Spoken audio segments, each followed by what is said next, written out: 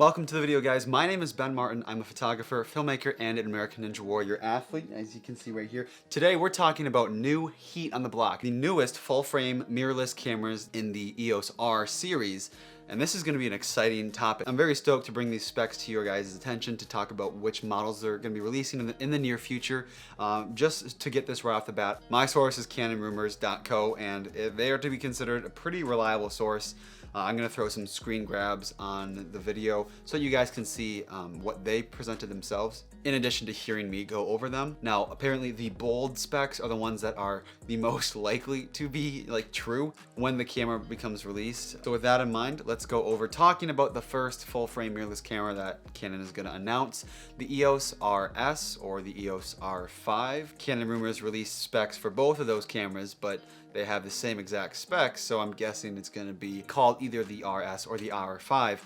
5 taken after the 5D series, so this would probably be a replacement for the 5D Mark IV and for the EOS R. So for the EOS R5, the specs released include a 45 megapixel full frame CMOS sensor. This is a very high megapixel count, I'm not gonna lie. I know previously it was rumored to be a 75 megapixel sensor, and some people are disappointed that it's not living up to that 75 megapixel hype. Although 45 for me, there's no reason why I would need to go above 26 or 32 megapixels is probably the highest that I can go, because then I'm worried about losing out on dynamic range and other sensor capabilities. So by no means, 75 megapixels, that is just excessive in my opinion, and for my photography and mostly videography needs. 45 megapixels, that sounds like a decent spot to be sitting at, and it pretty much future-proofs this camera in my opinion. The sensor will have IBIS. That is phenomenal to hear. I hope Canon's first rendition of IBIS is not crap though, unlike Fujifilm. The sensor is going to have 5 stops of image stabilizerness powers. And that's without shooting with a stabilized lens. So if you have an image stabilized lens, you will have up to 7 or 8 stops of image stabilization. And so that sounds phenomenal. And for me, as a videographer, image stabilization isn't a necessity because I have the Ronin M. It is a nice little bit for handheld, and if I don't feel like setting up my Ronin, it's kind of the icing on the cake that I would love to have. Now, for photography shooting capabilities, the mechanical shutter is going to have 12 frames per second, and the electronic shutter, oh my god, the electronic shutter is going to have 20 frames per second, which matches the 1DX Mark III. So this is going to have some very fast read and write speed. This is probably going to read and write to a CF Express card in order to keep up with that 20 frames per second. There is going to be a scroll wheel on the back, and to replace the touch bar and all of the weird complaints people had with that thing. So the scroll wheel is probably going to be like the EOS RP, having an actual dial that you can change from video mode to photo mode in one move. It's not going to be 3 separate clicks, which is a nice upgrade from the EOS R. The new R5 is going to have better battery life, although it is going to be drawing power from the same LPE6N battery that the EOS R uses, I think with the Digic 10 processor, not to be confused with the Digic X that the 1DX3 is using. I think the image processor is just going to make it a little more efficient as far as the power usage, so it'll give you some extra life out of the same old battery. Never mind. I stand corrected. It's going to have a new battery. It's going to have a new battery, but it's going to be the same shape and size as the EOS 5D Mark IV. So kind of like how Canon did with the LPE6N being updated from the LPE6.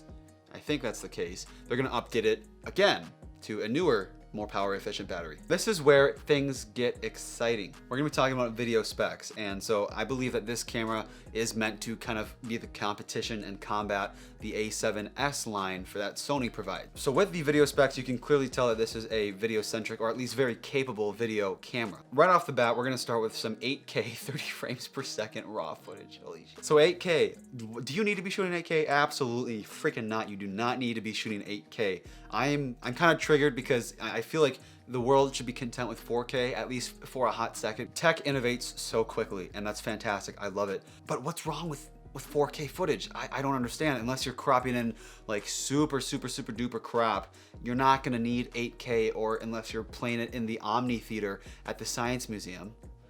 Probably like 3 of my viewers know what that is. I just don't understand why you need 8K raw footage. I mean, that's crazy. That's a brilliant spec. And if the EOS R5 actually has that spec, my mind will be blown. And my mind will probably also be blown by the price tag that comes along with it. But I feel like 4K is acceptable, and I'm never, ever within the next like 5 to 10 years, you will not find me shooting higher than 4K. I mean, I'm not even shooting 4K right now. This is upsampled 1080. Thank you to the EOS RP for being a crappy 4K camera. Moving right along, the next spec is gonna be 4K 120 frames per second. This is gonna be insane. The file sizes, holy crap. Wow, I'm gonna need like a 1 terabyte CF Express card. Both the 4K 120 and the 8K 30 are in bold, so you can certainly count on that being included. None of this is for sure. These are all rumors, but apparently the bold font has some extra legitimacy that the non-bold font doesn't have.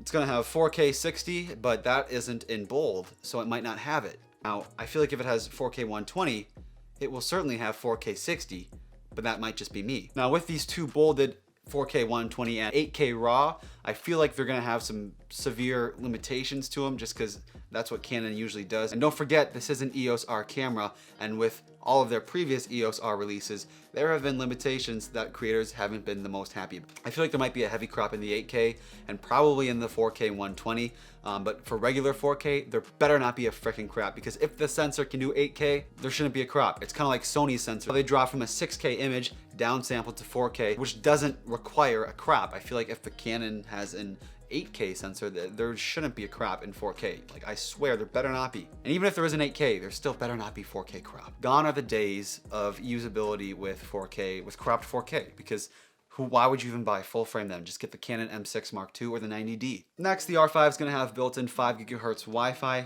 Don't know what that means, just that it's fast. The release date is gonna be in July 2020, although the camera announcement date should be February 27th to March 1st at the Photokina conference. Moving right along to the next Canon camera that they're going to be talking about is the R6, the EOS R6. I think the R6, similar to the R5 and the 5D series, I think the R6 is going to put the 6D series to rest, and this is going to be the legacy that continues on. You can certainly see that reflected in some of the specs that you see on Canon rumors. So similar to the R5, this is going to be a full-frame mirrorless camera as well. It's going to be announced in May after Photokina. It's expected to be released in June 2020. So the basic specs of this guy is it's gonna feature a 20 megapixel full-frame CMOS sensor.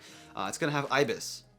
That's all it says. It doesn't tell you how many stops of IBIS it has and how many increased stops you can get by using image stabilized lenses. So I guess we'll find out in the future. It does make sense that the specs released aren't as detailed as the R5s, just because it's going to be announced later on in this calendar year. Next up, it is rumored to have 4K 60, and that sounds phenomenal to me.